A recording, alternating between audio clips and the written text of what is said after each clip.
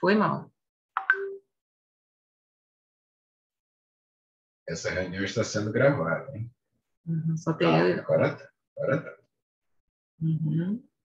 Eu te vendo. Só tem você.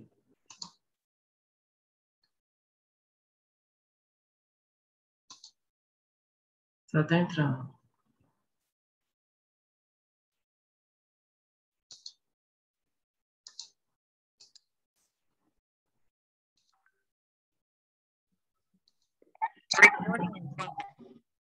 Olá, pessoal. Boa tarde. Boa tarde.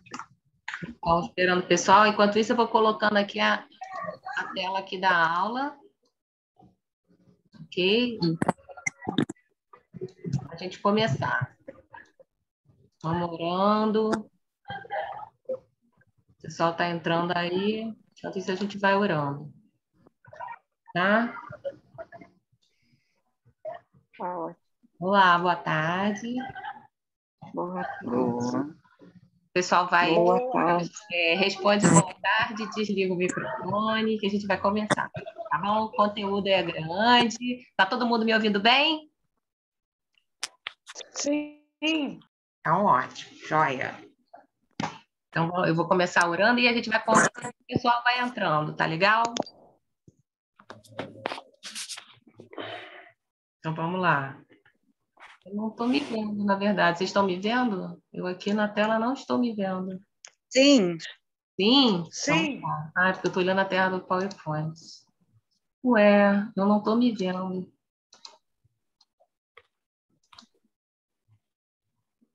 Tá normal aqui. Estão vendo meu rosto? Sim. Eu estou vendo só as Está pessoas. tudo ok, de graça. Então, tá bom. Tá tudo normal. Então, tá bom. Vamos começar, então. Perfeito. Eu estou me vendo, porque antes eu estava me vendo aqui na câmera. Agora eu não sei se eu estou no meio, se eu estou mais para cá. Só você. Tá Eu destacadinha. saí um pouquinho para cá, um pouquinho para lá. Vocês Tá lá no cantinho. Tá bom. Não, eu não estou aqui no meu, não estou visualizando. Estranho. Ah, deixa eu ver se eu... Ah, achei eu. É lá em cima, eu cliquei. Tá bom. Então, vamos começar. Senhor Deus, graças te damos por essa oportunidade de estarmos aprendendo, Senhor, a tua palavra, Senhor, um pouquinho mais da tua palavra. Fala conosco, Senhor, que nós possamos, Senhor, fixar esses conteúdos, Senhor Deus, e que nós possamos, Senhor, cada dia mais pensar de acordo com a tua palavra. No nome de Jesus, nós te pedimos e te agradecemos. Amém.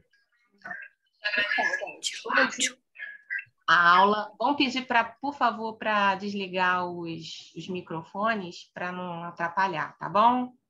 Aí, caso de dúvida aí você levanta a mãozinha e pode falar, mas assim, vamos manter o microfone desligado, tá legal? Ok.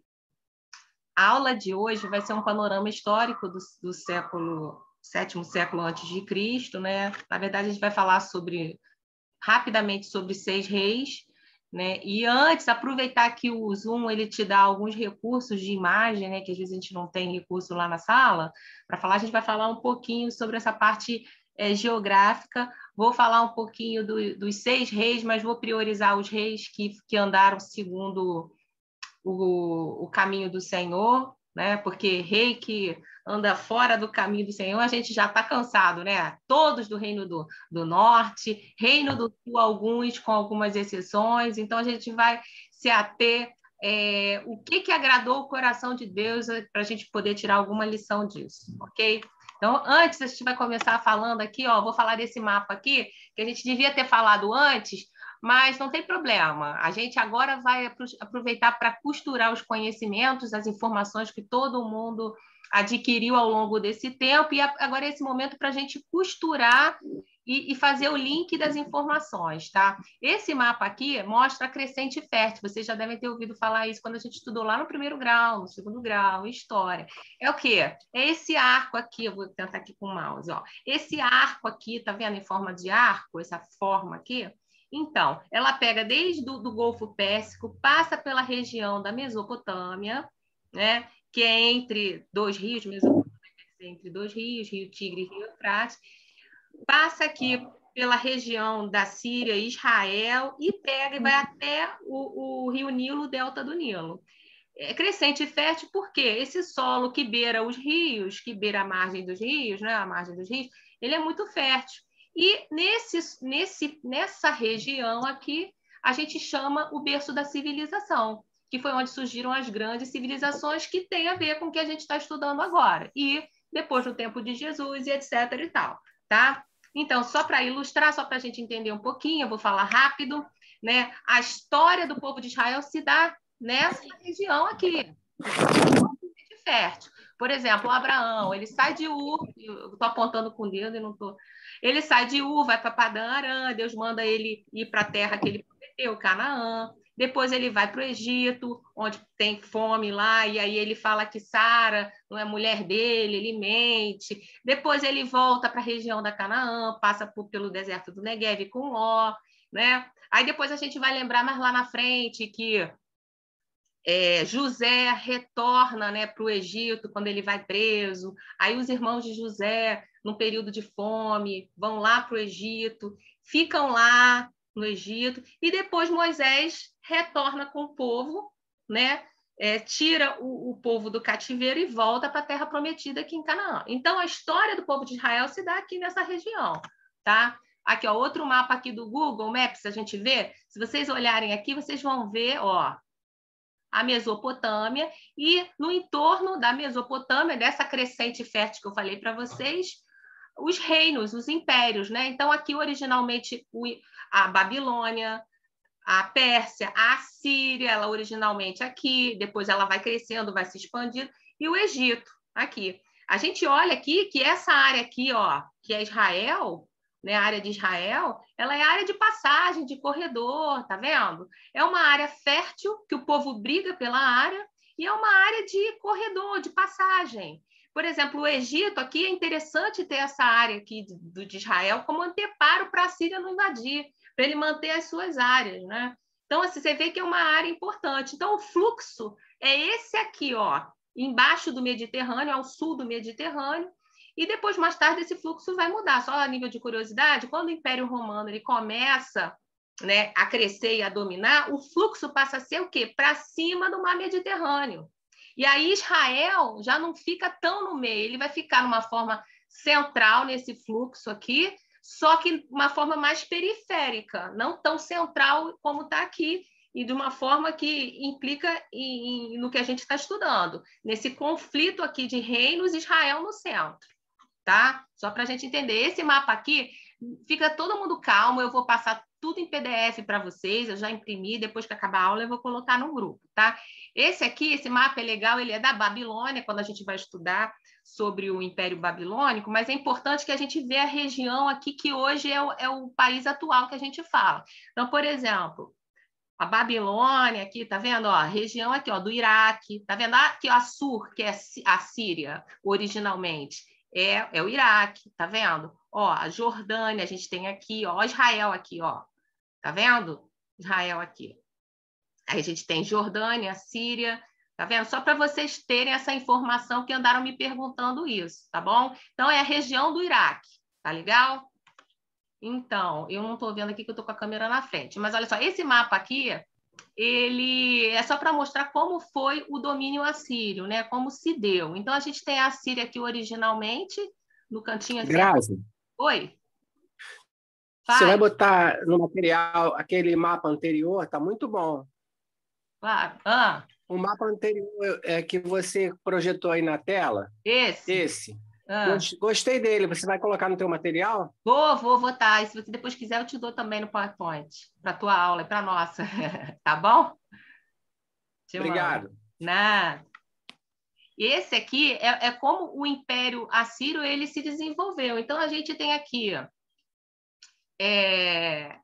a Síria aqui originalmente, aqui, a área do Iraque, que a gente viu no outro mapa, e ela foi crescendo, né, no tempo de Assurbanipal, de Salmanazar, e quando chega na areazinha azul, tá vendo? É a área que a gente, o tempo, né, que a gente está falando agora. Então, assim, foi quando o Império Assírio chegou na área referente a Israel. Olha lá, se você olhar, ó, tem Samaria aqui, 722, Jerusalém, 701 a.C. Então, foi o momento, né, o contexto em que chega na área de Israel o domínio do Império Assírio. tá? Isso aí vai estar tudo no material. Eu já imprimi essa aula em PDF e vou colocar no grupo, tá? Isso aqui, não se preocupem em ler, presta só atenção no que eu estou falando, porque isso está tudo no material, é só para a gente entender um pouquinho. A gente sabe que quando o Império Assírio chegava e abordava os países, né, ele passava por alguns estágios de vassalagem, que era o que é a vassalagem? É aquele sistema em que o país onde a Síria chegava, ele estabelecia um contrato com obrigações mútuas. Então, no caso da Síria, era o quê? Era o tributo, eram as tropas dos exércitos que a Síria exigia em troca, né? Como parceria, como engajamento do exército. Então, basicamente é isso. Só que, dependendo do grau de confiança, se estabelecia um estágio de vassalagem. Então, por exemplo, o primeiro estágio de vassalagem, primeira abordagem era o quê? A Síria demonstrava o poderio militar assírio, né? Chegava nessa abordagem, obrigava o pagamento de tributo anual e exigia as tropas auxiliares. Num segundo estágio, quando assim, tinha uma suspeita de alguma revolta, aí a estratégia era partir para o segundo estágio de vassalagem. Né? Suspeitou que ia ter uma conspiração anti-assíria, imediata intervenção militar, eliminava o vassalo infiel e colocava um que era a favor, que era leal ao Império Assírio, né? Reduzia o território, né? E as partes anexadas eram transformadas em províncias assírias. Então, isso aqui foi o que aconteceu com o rei Ezequias. Lembra que o Sérgio falou? Que ele fez uma reforma. A gente vai falar um pouquinho sobre isso, a gente vai pegar o gancho, mas não vai falar tudo, mas vai pegar o gancho daí. O rei Ezequias, ele fez uma reforma, lembra disso? E aí ele tirou toda a idolatria, ele jogou tudo fora de lixo, de entulho referente à idolatria, ele abriu o templo, ele reformou o templo e ele comemorou a Páscoa, lembra disso? Só que o que acontece? O sistema político estava muito relacionado com o sistema religioso. Então, no momento que Ezequias fez a reforma, ele deu um passo, ele se posicionou com relação à Síria de uma forma independente. E isso impactava o quê? Na tributação, porque a tributação também era referente ao templo. Tanto é que Ezequias ele é sitiado em Judá, em Jerusalém. Então, quando Senaqueribe ele chega nos portões de Jerusalém, Ezequias está sitiado ali, né? Diz que não vai pagar o imposto, e aí ele pede ajuda de Deus. Nesse momento, aconteceu isso aqui, redução drástica de território. Ali o Reino do Sul só estava já restrito a Jerusalém. Por isso que Senaqueribe chega e sitia Ezequias, porque Ezequias se posicionou, né, de uma forma independente. Ok? Então, chegou aqui. O que acontecia? Os reis, normalmente, ficavam do primeiro para o segundo estágio. O terceiro estágio já era uma ocupação definitiva, foi o que aconteceu com o Reino do Norte, né? Samaria, lembra disso? Tomaram Samaria, e aí depois vocês leem os detalhezinhos. Eles colocavam fortificações, colônias militares, deportavam a elite nativa e o assentamento forçado numa elite estrangeira. Então, era isso que acontecia, tá? Só para a gente entender por que, às vezes, um rei ou outro optava pela idolatria. É claro que, quando um rei opta por ser idólatra, existe um contexto religioso do coração desse rei, que o rei era um exemplo. O povo de Israel seguia o exemplo do rei. Né? Então, o rei, como o homem humano que a gente enfrenta o conflito do pecado, às vezes ele, no caso, escolhe um ídolo, um Deus diferente do nosso Deus, o idólatra. Né? Qualquer coisa que tome o lugar de Deus é ídolo. Não precisa ser uma imagem de escultura, basta ter a dedicação, o amor maior que o que a gente tem ao nosso Deus, ele é um ídolo. Então, esse rei por bem, ele tem essa tendência idólatra de acabar escolhendo uma outra divindade, um outro ser digno de adoração que não o nosso Deus. Mas também tem o viés e o componente político. Quando a Síria queria impor a sua religião. Então, o que acontecia? Quando um rei queria se mostrar leal ao Império Assírio, ele também deixava a Síria influenciar religiosamente e colocava os ídolos referentes a religião da Síria, que eram outros deuses diferentes da religião cananeia. Depois a gente vai ver isso, tá? Bom, eu vou falar hoje o contexto histórico aqui, a gente vai falar sobre 6 reis, tá? Esses 6 reis são os reis do período. Ezequias, nós já falamos bastante sobre a reforma, o Sérgio já falou, né, sobre a reforma, né? Falou da doença dele. Eu vou pegar da doença de Ezequias, né? Vou falar um pouquinho sobre os filhos, os reis ruins, né? E vou falar mais sobre Josias, sobre a reforma de Josias, tá? Para a gente aprender com isso. Mas o que é importante a gente ver aqui? Primeiro, eu coloquei do lado de cada rei um polegarzinho, ou para baixo ou para cima. Verdinho, ok. Para baixo, não ok. Ruim, tá? Por quê? Essa classificação quem faz é a Bíblia, não sou eu. Porque às vezes a gente fica com o conceito assim, Ezequias foi um bom rei, fez uma reforma, mas no final deu uma vacilada. Então, ele é bom ou ele é ruim? Ele terminou mal, mas ele é bom ou ele é ruim? Então, não fica com a nossa classificação. Eu coloquei a classificação que o cronista dá, que o autor de Reis dá, e que é a classificação de Deus, porque está na Bíblia, ok? Então, Ezequias, se a gente olhar em cada início de reinado, o cronista vai fazer um resumo do reinado do rei. Então, por exemplo, Ezequias vai dizer que Ezequias começou a reinar com tantos anos, era filho de fulano e fulana, reinou tantos anos e fez o que era reto, seguiu o caminho do Senhor. E quando o rei é muito bom, excelente, fala assim, seguiu os caminhos do seu pai Davi, quando ele é muito bom. No caso de Josias e Ezequias, se você observar, muito bom, ok. Quando o rei é ruim, fala, né, que ele nasceu, começou a reinar com tanto tempo, reinou tanto tempo, filho de fulano e fulana, e fez mal, seguiu o caminho dos reinos do norte. Ou, se tiver algum parente mais próximo que assim, na sua ascendência, que foi idólatra, por exemplo, no caso de Amon, vai falar, seguiu os caminhos do seu pai Manassés, que era idólatra. Aí faz essa referência, tá? Mas essa classificação que eu coloquei aqui é a classificação da Bíblia, é do cronista e do autor de Reis, tá legal? Então, aqui, depois vocês leiam com atenção, são as referências, tá legal? São as referências de cada rei, o período, e o dedinho para cima, o dedinho para baixo, se foi bom, se não foi. Olhando aqui, desse lado. Eu vou tentar mudar aqui a câmera. Espera aí que eu estou tentando. Achei aqui. Então, do lado direito aqui, tá vendo? A gente vê que Ezequias, ele passou do primeiro para o segundo estágio de vassalagem, que eu expliquei para vocês.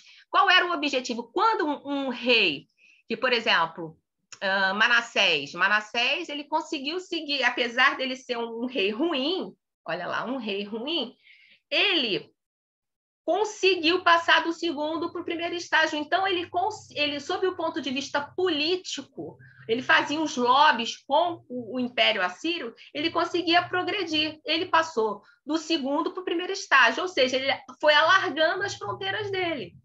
Tá? É isso que quer dizer. Amon ficou no segundo estágio. Quando chega no rei Josias, em função do declínio do Império Assírio, né? E o crescimento do Império Babilônico, essa política de vassalagem estava um pouco sem controle. E é nesse momento que Josias ele aproveita essa oportunidade para fazer uma reforma religiosa, mas tem consequências políticas. Então, foi um momento, sabe? Um momento que Deus deu, a oportunidade que Deus deu, tanto política quanto religiosa, né? E aí, a gente vai falar sobre isso, tá legal? Mas está tudo lá no material, eu vou colocar para vocês. Eu vou gravar essa aula, se essa aula eu conseguir gravar com êxito, eu coloco também a aula para vocês lá, tá? Lembrando, essa aula ela vai ter 40 minutos, depois a gente retorna para mais 40. Brincadeira, não, só para completar 1 hora, 20 minutos. Se vocês quiserem, eu tô dentro, vamos lá, tá? Então, eu vou começar, a gente já falou muito da reforma, né, de Ezequias fez, mas eu vou pegar no momento que Ezequias sabe da doença dele, que é 2 Reis 20. Agora eu vou pedir para vocês abrirem a Bíblia de vocês, tá legal? 2 Reis 20, versículo 1, tá? Depois da grande reforma de Ezequias, a gente vai ver que Ezequias, como a gente só fazendo uma recapitulação, né? Ezequias era filho de Acás, que era extremamente idólatra, né? E ele começa a reinar com 25 anos, né? Ezequias é a prova que o homem não é fruto do meio, porque ele teve um pai totalmente idólatra, fez as coisas que desagradaram a Deus, então ele é uma prova disso, que o homem não é prova do meio, né? E ele buscou a Deus. A Bíblia fala em 2 Reis 18 que ele confiou no Senhor, Deus de Israel, de maneira que não houve seu semelhante entre todos os reis de Judá. Então, até Ezequias não teve ninguém que confiasse em Deus como Ezequias confiou. Não aprendeu com o pai dele. Não aprendeu. Tá legal? E aí, depois dessa grande reforma que ele fez, que nós já falamos e tal, o que acontece em 2 Reis 20? Eu vou ler um pouquinho com vocês os versículos principais e a gente vai comentando. Versículo 1. Naqueles dias, Ezequias adoeceu de uma enfermidade mortal. Veio ter com ele o profeta Isaías, filho de Amós, e ele disse: assim diz o Senhor, põe em ordem a tua casa, porque morrerás e não viverás. Então, Isaías vem para Ezequias e dá a notícia que ele vai morrer, e a ordem, o comando foi: põe em ordem a sua casa. Eu até botei aqui o título do slide, põe em ordem a sua casinha aqui que eu desenhei. Eu botei o desenho, tá? Para vocês gravarem. Põe em ordem a tua casa. E aí, o que acontece? Então, virou Ezequias o rosto para a parede e orou ao Senhor, dizendo: lembra-te, Senhor, peço-te que andei diante de ti com fidelidade, com inteireza de coração, e fiz o que era reto aos teus olhos. E chorou muitíssimo. Antes que Isaías tivesse saído da parte central da cidade, veio a ele a palavra do Senhor. Então, Isaías não tinha ainda nem saído da cidade e veio a palavra do Senhor. Quer dizer, Deus responde rápido nesse caso. Volta e diz a Ezequias: príncipe do meu povo, assim diz o Senhor, o Deus de Davi, teu pai. Ouvi a tua oração e vi as tuas lágrimas, e eis que te curarei, ao terceiro dia subirás à casa do Senhor. E aqui a gente vai continuar lendo, a gente vai ver que Ezequias pede um sinal. Como eu saberei que ao terceiro dia eu poderei ir na casa do Senhor? Né? E aí Isaías fala para Ezequias: olha, você escolhe, é para antecipar o relógio em 10 graus ou para atrasar o relógio em 10 graus? Aí Ezequias: não, adiantar é fácil, eu vou querer atrasar. Então, ele escolheu atrasar, o relógio atrasou, né? E aí, que aconteceu? Esse milagre que aconteceu, Ezequias foi curado, né? E teve esse sinal do sol, que todos ficaram sabendo disso, inclusive isso foi conhecido internacionalmente. Inclusive, o próprio filho do rei da Babilônia ficou sabendo desse milagre e quis visitar Ezequias, né? E aí, como foi que Ezequias reagiu? Vamos para agora no texto paralelo em 2 Crônicas 32. 2 Crônicas 32,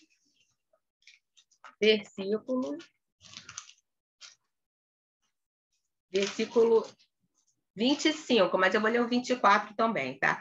Naqueles dias, adoeceu Ezequias mortalmente. Então, orou ao Senhor, que lhe falou e lhe deu um sinal do sol, tá? Mas não correspondeu Ezequias aos benefícios que lhe foram feitos, pois o seu coração se exaltou, pelo que houve ira contra ele e contra Judá. Ezequias, porém, se humilhou por ser exaltado a seu coração, eles, habitantes de Jerusalém. Então, o que aconteceu no 25? Ele não correspondeu com os benefícios que foram dados. Então, está falando aqui que Deus deu mais 15 anos para ele, né? Deu o sinal para ele que ele ia ser curado e curou, deu mais 15 anos de vida e deu a ordem: põe em ordem a sua casa. Contudo, Ezequias não correspondeu. Tá? E no versículo 21 do capítulo 32, contudo, Quando os embaixadores dos príncipes da Babilônia lhe foram enviados para se informarem do prodígio que se dera naquela terra, Deus o desamparou para prová-lo e para conhecer tudo o que estava no seu coração. Então, Deus testou Ezequias nesse momento. E aí a gente volta para 2 Reis 20. 2 Reis 20. Volta para lá. Você estava com o texto aberto. Né?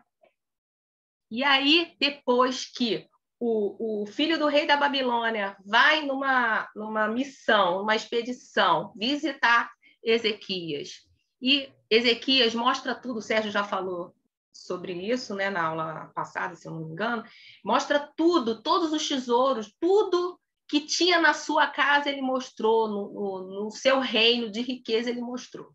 Ou seja, como se fosse dele, como se ele tivesse conseguido por seus próprios meios, né? E aí Isaías vai com uma palavra para Ezequias. Ver capítulo 20, versículo 14. Então Isaías, o profeta, veio ao rei Ezequias e lhe disse: que foi que aqueles homens disseram e de onde vieram a ti? Respondeu Ezequias: de uma terra longínqua, vieram da Babilônia. No versículo 16. Então disse Isaías a Ezequias: ouve a palavra do Senhor. Eis que virão dias em que tudo quanto houver em tua casa, com quem entesouraram teus pais até o dia de hoje, será levado para a Babilônia. Não ficará coisa alguma, disse o Senhor. Dos teus próprios filhos que tu gerares, tomarão para que sejam eunucos no palácio do rei da Babilônia. Então, está falando aqui, vão levar tudo, inclusive, Ezequias, você não vai ter descendência, porque os seus filhos vão ser eunucos lá no palácio da Babilônia. E qual foi a reação de Ezequias? Então disse Ezequias a Isaías: boa é a palavra do Senhor que me disseste, pois pensava, haverá paz e segurança em meus dias. Então, Ezequias não estava preocupado com as gerações futuras, com a descendência dele. Ezequias ficou feliz com a palavra. Então, assim, desde que eu tenha paz nos meus dias, os outros, com perdão da palavra, que se danem. Eu não quero saber da geração futura, eu quero saber de mim. Foi essa a reação de Ezequias. Tá? E aí, qual foi a consequência disso? Vamos ver como é que foi o reinado de Manassés. A vida de Manassés. Vamos lá. Capítulo 21 de Reis. Tinha Manassés 12 anos de idade quando começou a reinar, e reinou 55 anos em Jerusalém. Sua mãe chamava Refizibá. Fez ele o que era mal perante o Senhor, segundo as abominações dos gentios. Presta atenção o que ele fez. Tornou edificar os altos que Ezequias, seu pai, destruiu. Ou seja, tudo ao contrário que o pai fez, né? Levantou altares a Baal e fez um poste ídolo como que fizera Acabe, rei de Israel, e se prostrou diante de todo o exército dos céus e o serviu. Então, aqui, ó, exército dos céus são ídolos da Assíria, que são, assim, os ídolos solares, assim, são deuses do sol, deus da lua, são os zodíacos. Ele misturou ídolos de Acabe, Baal, que é da região cananeia, da região ali de Canaã, originários dali, e misturou com a idolatria da Síria. Então, era uma miscelânea de idolatria dentro do templo. Dentro do templo, tá? O que mais que ele fazia? Edificou altares na casa do Senhor. Em Jerusalém, porém, meu nome, também edificou... quero ler aqui, ó. Versículo 6. Queimou o seu filho como sacrifício, sacrificou seu filho, tá? Adivinhava pelas nuvens, era agoreiro, tratava com médios e feiticeiros, prosseguiu em fazer o que era mal ao Senhor, perante o Senhor, para provocar a ira. Tá? Então, esse aqui foi o reinado de Manassés. Ele, no finalzinho, ele vai preso, né? Amarram ele, né? Colocam correntes nele, e ele chora e se arrepende. No finalzinho do reinado dele, ele aqui fala aqui, ó, que Deus fica favorável a Manassés, Ó. Vou ler aqui a chave. De tal modo que fez pior. Então o Senhor falou em intermédio dos seus profetas, versículo 10, visto que Manassés cometeu essas abominações, fazendo pior do que os amorreus, e também fez Judá a pecar com os ídolos dele.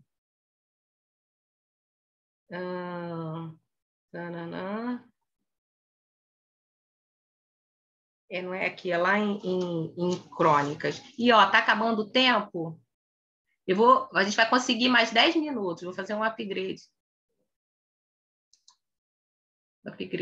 Pronto. Vamos ver o que acontece esse upgrade aqui. E aí, ele se arrepende. Deus, no finalzinho, ele se arrepende. Ele tira os altos. Mas Amon, o filho dele... Aqui, ó. Achei. Capítulo 33, versículo 16. Manassés, no finalzinho, restaurou o altar do Senhor, sacrificou sobre ele ofertas pacíficas e de ações de graças e ordenou a Judá que servisse ao Senhor. Contudo, o povo ainda sacrificava nos altos. Então, ele, no finalzinho, se converteu, mas ele não foi suficiente para o povo se converter dos seus maus caminhos. E aí, Amon, que é o outro rei, em seguida, que é o rei também com o polegarzinho para baixo, negativo, o filho dele, ele reina por 2 anos e ele também fez o que era mal perante o Senhor. Né? Fizera tudo o que o pai dele, Manassés, fez no início. Ele fez. Né? Só que não se arrependeu no final. Tá? Então, Ezequias. Ó, aqui a gente está vendo. Ó, Ezequias, aí a gente teve a sequência Manassés e Amon, que reinou só 2 anos. Tá vendo? Posterior a isso vem Josias. E aí eu quero falar um pouquinho mais sobre Josias. Tá? Isso aqui tá tudo aqui. As referências vocês leem em casa. A reforma de Josias. Então, a gente vai ler a reforma de Josias começando no capítulo 34. 2 Crônicas, capítulo 34. Tá? Então, Josias foi um bom rei, ele fez uma grande reforma. Tinha Josias 8 anos de idade quando começou a reinar e reinou 31 anos em Jerusalém. Fez o que era reto perante o Senhor. Andou em todo o caminho de Davi, seu pai, e não se desviou nem para a direita nem para a esquerda. Então, aquilo que eu falei, ele foi um bom rei, segundo a classificação do cronista. Ele tinha 8 anos. Josias também é a prova que o homem não é fruto do meio. O pai dele, o avô dele eram idólatras. Ele tinha tudo para ser mais um idólatra. No entanto, quando ele tinha 16 anos, no seu 8º ano, olha lá no versículo 3. Porque no 8º ano do seu reinado, sendo ainda moço, começou a buscar o Deus de Davi. Esse buscar aqui, lá do hebraico, é buscar com determinação, com foco. Então, ele com 16 anos, ele começou a buscar o rei lá, o Deus lá de Davi, seu pai. Tá? E nesse momento que Josias entra, foi aquilo que eu falei com vocês. O Império Assírio já está começando a declinar, já está em declínio. Então, ele aproveita, ele vai se beneficiar desse momento, desse cenário político para fazer a reforma. Tá? E tudo é controlado por Deus. Deus, o grande controlador e mediador. Ele que é o Deus das nações, né? E aí ele começa a buscar o Deus de seu pai Davi, né? E no 12º ano, aqui ó, no versículo 3, ou seja, ele com 20 anos, ele começou a purificar Judá e Jerusalém dos altos, dos postes ídolos e das imagens de escultura e a fundição. Presta atenção nesse movimento. Ele começa a buscar a Deus e começa a ficar inconformado com aquilo que desagrada a Deus.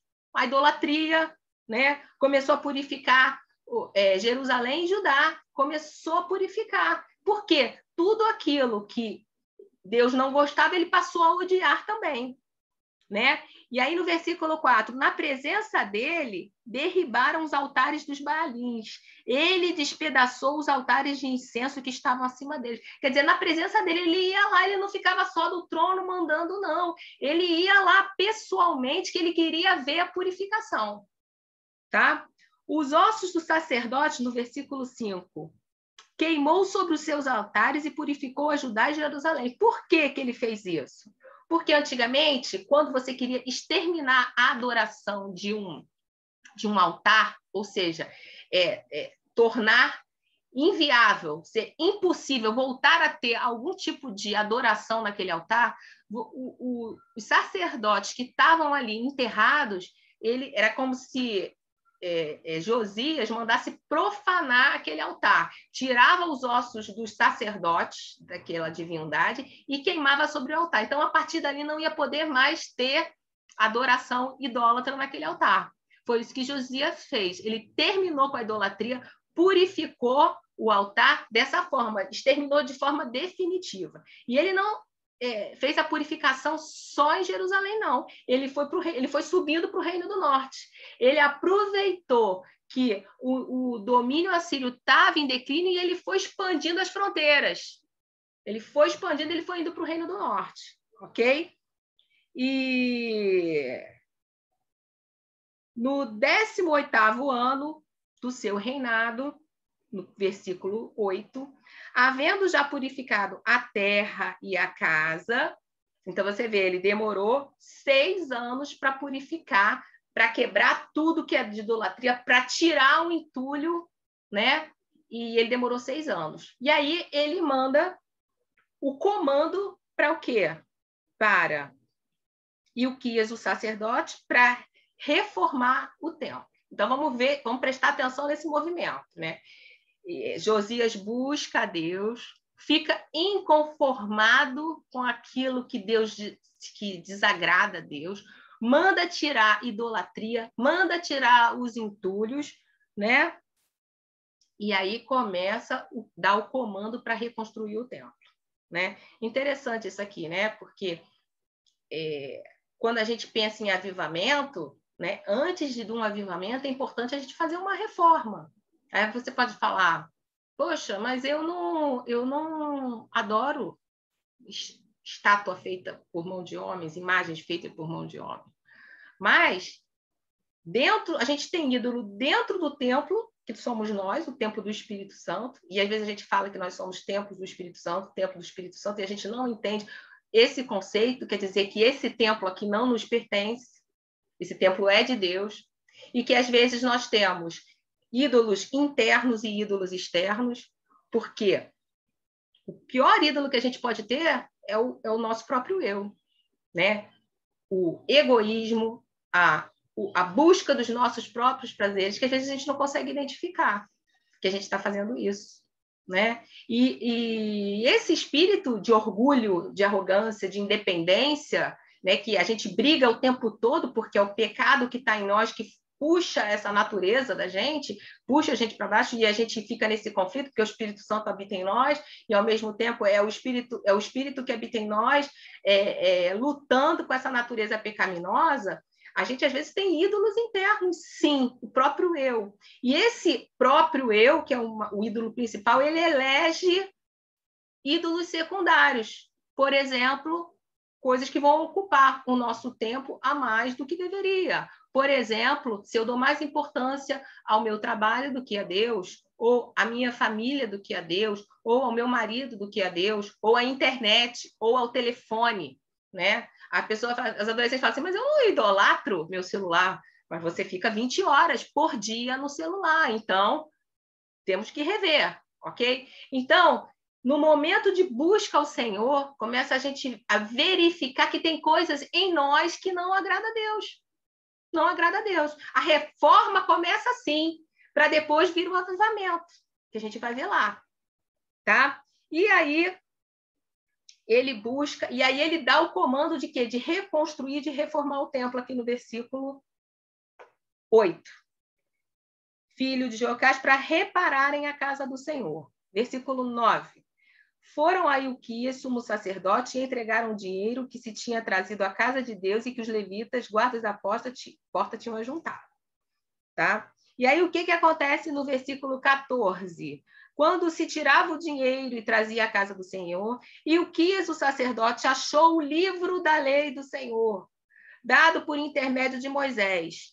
Então disse Ilquias ao escrivão Safã: achei o livro na casa do Senhor. Olha que lindo!